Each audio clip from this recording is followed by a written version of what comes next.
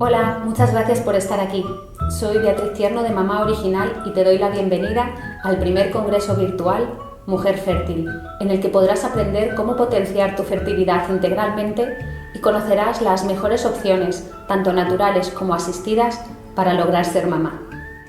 Hoy tengo el placer de presentarte al doctor Alfonso Bermejo, ginecólogo especialista en reproducción asistida desde 2010. Desde 2013 dirige la clínica Minifib, primer centro focalizado exclusivamente en los tratamientos de reproducción asistida con estimulación mínima y ciclo natural. Te dejo con su ponencia, Tratamientos de reproducción asistida con estimulación mínima y ciclo natural. Espero que la disfrutes y que aprendas. Hola a todos, mi nombre es Alfonso Bermejo, soy ginecólogo especialista en reproducción asistida y desde hace más de 7 años trabajo como director médico de la clínica Minifib. En primer lugar, quería dar las gracias a Beatriz Tierno y a todo el equipo de Mamá Original por ofrecerme participar en este congreso. Y bueno, el tema fundamental de mi ponencia era hablar sobre los tratamientos de reproducción asistida con estimulación mínima, que suponen casi el 90% de nuestro trabajo en nuestro centro. Lo primero es recordar un poco las diferencias entre la FIV actual de los años previos, ¿no? Esto es la FIV actual que conocemos, la FIV en la que tenemos incubadores que nos permiten grabar prácticamente 24 horas al día los embriones, en la que podemos maximizar el tamaño de los espermatozoides y verlos con un aumento por encima de los 1000 aumentos para poder elegirlos según las organelas. La fecundación in vitro en el que tenemos la fragmentación para elegir genéticamente los espermatozoides, el de la biopsia de los embriones para poder analizarlos genéticamente, este tipo de laboratorios que estáis viendo en las fotos. Pero todo esto a veces nos hace olvidar un poco que en los primeros días de la fecundación in vitro, este grupo de investigadores, este grupo de médicos, fueron capaces de lograr el primer embarazo de reproducción asistida de fecundación in vitro, que fue en 1978 con el nacimiento de la niña Louise Brown, y que esto fue tras numerosos intentos realizados en ciclo natural de la madre, obteniendo el único ovocito que producía la madre de forma natural. A partir de aquí, es verdad que fueron muchísimos intentos, las tasas de cancelación al ser ciclo natural eran tasas de cancelación muy altas, y de ahí vino un poco el siguiente paso, que fue añadir medicamentos como el citrato de clomifeno, que veis en este artículo ya un poquito antiguo, en el que se añadía el citrato de clomifeno para conseguir que la madre pudiera hacer más folículos, más ovocitos y poder aumentar la rentabilidad de los ciclos.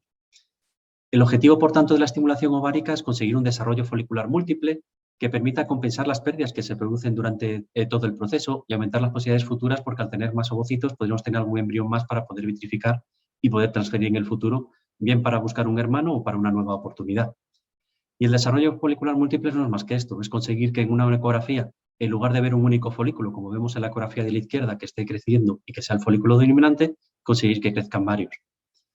¿Por qué? Porque al final tenemos que compensar las pérdidas que se producen durante un tratamiento de fecundación in vitro. Y es que si partimos en una paciente de 10 ovocitos o de 10 folículos, puede ocurrir que en la punción solo recuperemos 8 y ya hayamos perdido 2. Pero es que además las tasas de fecundación están en torno al 80%, por lo que a lo mejor de estos 8 ovocitos que teníamos, pueden que tengamos ya solo 6 embriones fecundados y por tanto nos quedemos con esos 4 o 5 embriones que van a ser los que sean evolutivos durante el proceso. Pero es que además no todos llegan a día 3 de desarrollo, de forma que solo al final vamos a tener entre un 30% aproximadamente de embriones para poder transferir o para poder congelar, ¿vale? Es por eso que además tenemos que recordar que encima las tasas de implantación todavía no son perfectas. Con óvulos propios es difícil que alcancemos porcentajes por encima del 40%, por lo que si al final solo tenemos 3 embriones, al final el conseguir un recién nacido vivo puede convertirse en una carrera de obstáculos en el que pueda ser imprescindible el desarrollo multifolicular. Por otro lado, el conseguir más folículos, más ovocitos, puede permitir aumentar las posibilidades futuras gracias a la vitrificación, ¿no? Que supone una nueva oportunidad, o bien aumentar la descendencia si queremos ir a por un hermano, y porque además desde 2008, que cambió la técnica de la congelación lenta a las tasas muy buenas de descongelación y de supervivencia, tanto ovocitaria como embrionaria de la vitrificación, pues las posibilidades de embarazo son muy altas y además con la ventaja de que éstas se mantienen en el tiempo, ¿vale?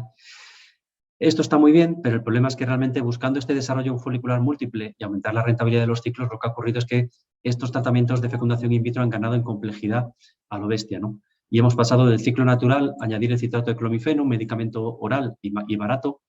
pasamos a las gonadotropinas de origen urinario, la HMG, la HCG, Pasamos de ahí a la FSH urinaria. Como algunas pacientes ovulaban, pues terminamos por añadir los agonistas y antagonistas de la GnRH. Como con la punción nos cargamos un poco el soporte de fase lútea, pues hemos tenido que añadir progesterona para esta segunda fase, para que las tasas de embarazo sean aceptables. A partir de ahí hemos dado otro paso más, ya han aparecido los medicamentos recombinantes, con menos efectos secundarios, medicamentos más seguros y con dosis más fiables, pero que también han disparado el precio de los medicamentos, de forma que se ha incrementado no solo el coste económico, sino también las complicaciones de los tratamientos. Al final, hablamos de la fecundación in vitro en nuestro día a día y parece que nunca ocurre nada, pero no debemos olvidarnos que también tiene sus complicaciones. Si veis aquí en el registro de la SED, que registra todas las complicaciones ocurridas en todas las clínicas de España, pues bueno, tenemos casi 300 pacientes que han tenido hiperestimulación ovárica, algunas de ellas incluso que requieren ingresar, hemorragia, infección, incluso está documentada muerte materna. Entonces, no debemos olvidarnos que con este desarrollo multifolicular no solo hemos conseguido mejorar la rentabilidad de los ciclos, pero que esto ha ido acompañado de un aumento de la complejidad, un aumento del gasto económico y también de las complicaciones físicas para las pacientes, ¿no? Y luego no solo es un coste económico desde el punto de vista físico de la paciente, sino que además, al transferir más de un embrión, nos hemos encontrado con el problema del embarazo múltiple. Aquí podéis ver cómo, a medida que en el caso de los embarazos gemelares ya suponen un porcentaje muy alto de todos los embarazos conseguidos en España con reproducción asistida, y eso del embarazo múltiple a veces a los pacientes les puede gustar, incluso puede ser un objetivo en los primeros tratamientos, sobre todo en parejas que no tienen niños o que afrontan estos primeros tratamientos ya en una edad por encima de los 38, 39 años, y hasta esta foto nos puede hacer gracia, pero no debemos olvidarnos que los riesgos que supone el embarazo múltiple, sobre todo de prematuridad, y fijándonos bien en la foto vemos estos cables que conectan a estos niños que tienen que estar monitorizados 24 horas al día. Y luego también el embarazo múltiple y la prematuridad suponen un coste importante para la sociedad, ¿vale? En un país en una franca crisis económica como España no debemos olvidar que la renta por familia está por debajo de los 30.000 euros al año, que casi un 20% de las familias están en riesgo de pobreza, con casi un 25% de la población en paro y con casi 2 millones de familias en las que ningún miembro de la familia está trabajando, ¿no? Entonces, podéis ver aquí, por ejemplo, las diferencias que supone en cuanto a costes de un parto a término frente al de un parto pretérmino, ¿no? Cómo se disparan estos costes debido a la prematuridad que inevitablemente va asociada al embarazo múltiple. Por eso, ya en el año 96, el doctor Edward, que fue uno de los padres de esta primera niña nacida por reproducción asistida en un primer tratamiento de fecundación in vitro, realizó esta editorial que tuvo mucho impacto en su día, en la revista Human Reproduction, en el que abogaba un poco por que era un poco el momento de reflexionar sobre el punto en el que habían llegado los tratamientos de fecundación in vitro y de estimulación ovárica, ¿no? Él al final reflexionaba sobre que los tratamientos se habían ido complicando con el paso del tiempo, en el que muchas veces habíamos entrado ya un poco en el error de que congelar los embriones era ahora el sinónimo de éxito y en el que se estaba favoreciendo la programación de los ciclos y de las clínicas frente al beneficio de la propia paciente, ¿no? Que además estábamos olvidando un poco los riesgos asociados a los tratamientos, como el cáncer, hiperestimulación ovárica, la enfermedad por priones, con la utilización de medicaciones de origen urinario, que en los últimos años se había producido una mejora de los resultados, que inevitablemente había llevado asociado un incremento de las gestaciones múltiples, ¿no? Entonces, al final, el doctor Edward abogaba un poco, llegaba a las conclusiones en las que creía que debíamos potenciar la estimulación suave, reducir las dosis de gonadotrofina y fomentar el embarazo único, sobre todo llegados al punto en el que habíamos alcanzado tasas de implantación muy altas y en el que los laboratorios actuales y los medios de cultivo actuales y la forma de trabajar actualmente es muy diferente a la que se tenía con aquel primer embarazo que se consiguió en un ciclo natural después de muchísimos intentos. Entonces, la primera pregunta que debíamos contestar es si es posible volver al ciclo natural para hacer fecundación in vitro. Entonces, al final, en un ciclo natural existe una coordinación perfecta entre la producción de hormonas de la madre, entre el crecimiento que se produce de un único folículo cada mes y la preparación del endometrio. De forma que, con la regla, tenemos un endometrio que se está descamando, un folículo muy pequeño que todavía no ha empezado a crecer y la paciente empieza a generar FSH. Esa FSH que viene incrementándose ya desde el ciclo previo es la que permite la selección de un único folículo, en principio el de mayor calidad, que se va a convertir en el folículo dominante y tras producirse el pico de LH, que es la hormona que detectamos en los test de orina de ovulación, se produce la ovulación. A medida que ese folículo ha ido creciendo, el endometrio se ha ido engrosando, en la primera fase, una fase proliferativa, en la que se prepara para tener un grosor suficiente de cara al embarazo, y con la ovulación se empieza a producir progesterona gracias al cuerpo lúteo, que se forma a partir del folículo que se ha ovulado, el endometrio cambia a una fase secretora, y ese es el endometrio secretor el que durante 4 o 5 días puede ir asociado a embarazo y en caso de no producirse embarazo, también esa misma progesterona es la que acaba por producir que se les cambie la regla y empiece un nuevo ciclo. En el ciclo ovárico es muy importante el reclutamiento inicial. Entonces, en este concepto lo que tenemos que tener claro es que no solo crece un único folículo cada mes, sino que inicialmente hay predestinados unos 40, 60 ovocitos que están destinados a crecer y que son folículos que se eligen unos 60, 70 días antes del mes en el que se ovula. De todos esos folículos, a medida que se va produciendo la secreción de FSH, empezarán a crecer solo unos pocos y en el momento en que la FSH crece, se produce una selección, pero esa FSH a mitad de la fase, a finales de la fase proliferativa va a empezar a caer de forma que solo el folículo con un mayor número de receptores de FSH en la membrana será el que se convierta en el folículo dominante y se ovule, mientras que el resto de folículos entran en atresia, ¿vale? Es decir, son estos folículos que van a entrar en atresia porque no ha habido FSH suficiente los que conseguimos cuando estimulamos que también crezcan, pero a costa de sacar ovocitos que su único destino era perderse. Por eso, gracias a este concepto, también explica el por qué los tratamientos de estimulación tampoco adelantan la menopausia. No estamos gastando más ovocitos, lo que estamos son salvando de la quema ovocitos que igualmente se iban a perder. Y eso sería una fecundación in vitro en un ciclo natural. A la mujer le baja la regla, realmente lo único que tendríamos que hacer sería un seguimiento ecográfico sin nada de medicación para ir viendo cómo va creciendo el folículo del mes.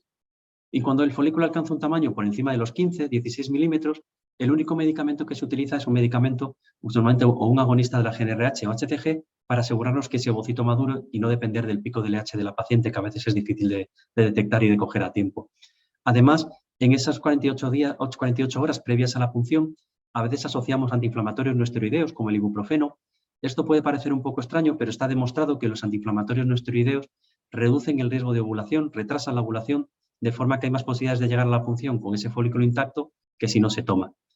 A las 36 horas de la maduración realizaríamos la punción, que la gran ventaja que tiene en el ciclo natural es que al ser un único folículo, esa punción se podría hacer sin anestesia. Es un ingreso que supone una intervención que supone menos de un minuto para la paciente, ingresada menos de 15 minutos y que podría irse al trabajo directamente sin perder tiempo ni días de trabajo y podría hacer vida normal desde ese mismo día. Ese ovocito se le intentaría fecundar en el laboratorio y si tuviéramos un buen embrión entre 3 y 5 días después, se realizaría la transferencia. La fecundación in vitro en ciclo natural tiene el gran problema que tiene es que son las altas tasas de cancelación, porque tenemos que hacer todo el proceso con un único ovocito y puede ocurrir que la paciente ovule antes de ir al quirófano, puede ocurrir que el ovocito no salga al aspirar ese único folículo, no siempre un folículo es igual a un ovocito, o puede ocurrir que ese único ovocito no fecunde. Nos fecundan el 80% de los óvulos, pero en este caso nos lo jugamos todo a una carta. Y el otro problema que nos podemos encontrar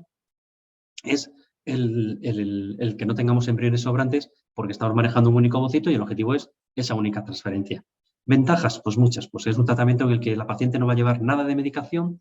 la punción folicular se puede hacer sin anestesia en menos de 5 minutos, el alta en menos de 20, evitamos la congelación en esas pacientes que por motivos éticos no desean congelar y además es un tratamiento que es muy repetible. Las cancelaciones son altas, pueden ser frustrantes, pero sí que es un tratamiento que al ser tan poco agresivo la paciente lo puede repetir al mes siguiente en caso de no tener éxito. Aquí tenéis los resultados clínicos de Minifib en los tratamientos de ciclo natural. Es un primer análisis que hicimos que en los primeros 287 ciclos que realizaron 108 pacientes, veis que la media de las pacientes que realizaron estos tratamientos fue una media de edad alta, por encima de los 40 años, con una FSH, un marcador de reserva ovárica por encima de 12, lo que indica que eran pacientes de mal pronóstico, con baja reserva, y que de media tenían casi 2 tratamientos previos sin éxito antes de venir aquí a la clínica a hacer ciclo natural. Y casi un 30%, como veis, entre las indicaciones estaba la baja reserva. Entonces, en estas pacientes de mal pronóstico en ciclo natural hemos tenido tasas de canciones muy altas, de un 75%, pero en las pacientes que han llegado a transferencia, en ese 25%, hemos tenido tasas de gestación del 28,6% y por paciente el 18,5%. Teniendo en cuenta que son pacientes de tan mal pronóstico, pacientes con casi 2 tratamientos previos negativos, con muy baja reserva, el poder recuperar al final a 2 de cada 10 pacientes en cada intento que hagamos, creo que son datos que son aceptables y en el que sí que podemos considerar el ciclo natural como una buena opción en estas pacientes con tan baja reserva ovárica. Además, si estos resultados los comparamos con los resultados que publicamos todas las clínicas en el registro de la SEP, vemos que la tasa de gestación por transferencia en los datos que tenían presentados nuestros de ciclo natural son un 28,6 frente a un 25,2 del registro de la SED. Entonces, evidentemente, transferimos menos, las tasas de cancelación son muy altas, pero si hablamos de tasa de gestación por transferencia, podemos competir sobre todo en este perfil de pacientes de mal pronóstico, que independientemente del tipo de estimulación que le demos, van a tener unas posibilidades reducidas. Entonces, puestos a buscar esas posibilidades, mejor buscarlas con mucha menos agresividad. Y luego lo que quisimos ver es la opción del ciclo natural en aquellas pacientes ya de mal pronóstico extremo que llevaran más de 3 ciclos previos sin éxito. Este fue un trabajo que presentamos en el Congreso IBI de Bilbao en 2017, en el que analizamos 103 ciclos realizados por 36 pacientes y ves que de nuevo la edad media fueron 41 años, FSH por encima de 10, casi 4 ciclos previos negativos, y en estas pacientes presentamos una tasa de implantación del 25% y tasa de gestación por este paciente del 22,2%. Es decir, pacientes que están de muy mal pronóstico, están prácticamente abocadas a una donación, conseguimos que se embarazaran haciendo ciclo natural y tratamientos infinitamente más sencillos. Por tanto, creemos que la fecundación in vitro en ciclo natural, asumiendo esas tasas de cancelación que son altas, inevitablemente, son una alternativa razonable en las pacientes con mal pronóstico extremo, ¿no? que de otro modo solo serían candidatas a donación de óvulos. La siguiente pregunta que nos hacemos ante estas tasas de cancelación tan altas, que inevitablemente van asociadas al ciclo natural, es si podemos reducir estas cancelaciones manteniendo tratamientos de estimulación poco agresivos para fecundación in vitro. Y es aquí donde entra en juego la utilización del citrato de clomifeno, el Omifin, que es el nombre con el que está comercializado aquí en España. El clomifeno es un medicamento oral que lo que produce es un bloqueo a nivel hipofisario. Cuando una paciente ovula, ese folículo produce estradiol, ese estradiol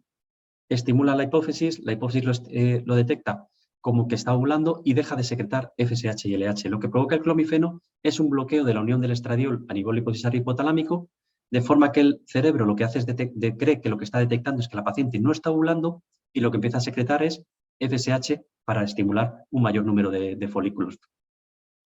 De esta forma, al incrementar la FSH, conseguimos que se ponga en marcha entre 3 y 5 folículos, que aumente el estradiol y que el estradiol prepare el endometrio. Lanzamos el pico de LH, ya sea de forma natural o mediante un agonista de la GnRH o mediante HCG, y la ventaja que tiene el clomifeno es que si se mantiene más allá de los 5 días, además bloquea el pico de natural de LH, de forma que evita la ovulación espontánea. Tenemos más posibilidades de que esa paciente no ovule antes de llegar a quirófano y poder recuperar esos ovocitos. Esto, que es lo que llamamos fecundación in vitro con estimulación mínima, no es algo que se haga, no es una rareza ni algo que se haga relativamente poco. Esto es algo que surge sobre todo en las clínicas japonesas, en las clínicas Kato, que son las clínicas que hacen un mayor número de ciclos a nivel mundial. Aquí podéis ver cómo ellos a lo largo de su historia, de empezar en el año 94 con un 100% de ciclos estimulados con estimulación convencional, desde el año 94 empezaron a hacer mild stimulation, simplemente con clomifeno y agonista de la GnRH, y ya desde prácticamente el año 2000 el 100% de sus tratamientos son con estimulación mínima. Y aquí veis algunas de sus publicaciones, en este caso una publicación brutal en el que analizan casi más de 20.000 ciclos, en el que podéis ver cómo consiguen esos 20.000 ciclos que el 50% de las pacientes lleguen a transferencia y de esas pacientes un 12,2 tenga un niño en casa, teniendo en cuenta además que de esos 20.000 ciclos, casi la mitad son en pacientes por encima de los 40 años y por tanto en pacientes de mal pronóstico. Este modelo desde Japón se ha exportado a diferentes países, ya existen clínicas Kato o clínicas similares en México, en Nueva York, en Rusia, y es un poco el modelo que nosotros hemos intentado imitar en nuestra clínica y adoptando su protocolo a las particularidades de nuestro centro y de la paciente española. Nosotros lo que hacemos es, habitualmente a la paciente que nos avisa con la regla en los 3 primeros días de manchado y le pautamos anticonceptivo. Una vez después de 12-14 días de anticonceptivo, comenzamos el citrato de clomifeno, 1 o 2 comprimidos al día, en el que la paciente lo toma de forma diaria por la noche, y hacemos una primera ecografía después de 6-7 días de estimulación. En esa ecografía, si vemos más de un folículo creciendo gracias al clomifeno, añadimos pequeñas dosis de FSH o de HMG en días alternos, ni siquiera realizamos pinchazos diarios, 150 unidades o menos cada 48 horas para permitir que si está creciendo más de un folículo, que crezcan hasta el final. Una vez que los folículos estén preparados, ponemos un antagonista de la GnRH en unidosis unas 12-14 horas antes del triggering de madurar los ovocitos, que realizamos con HCG. A las 36 horas vamos a quirófano para realizar la punción. Y habitualmente la transferencia se hace en fresco si el endometrio está preparado, o si el endometrio no nos convence en cuanto a grosor, lo hacemos diferido en otro mes. Con este tipo de protocolo que conseguimos que los costes de medicación se reduzcan por debajo de los 300 euros frente a los 1.000-1.500 euros habituales de una estimulación convencional. Conseguimos realizar el tratamiento de fecundación in vitro con apenas 4 o 5 inyecciones frente a las 12-14 inyecciones habituales. La sedación que hacemos para la punción puede ser una sedación mínima de apenas 5 minutos, que es lo que tardamos en hacer el procedimiento. Podemos hacer el tratamiento con apenas 2, 3, 4 visitas. La intervención no nos lleva más de 5 minutos y el ingreso en la clínica está por debajo de las 2 horas. De nuevo aquí queremos presentaros el primer trabajo que publicamos con nuestra primera serie de casos, en el que en pacientes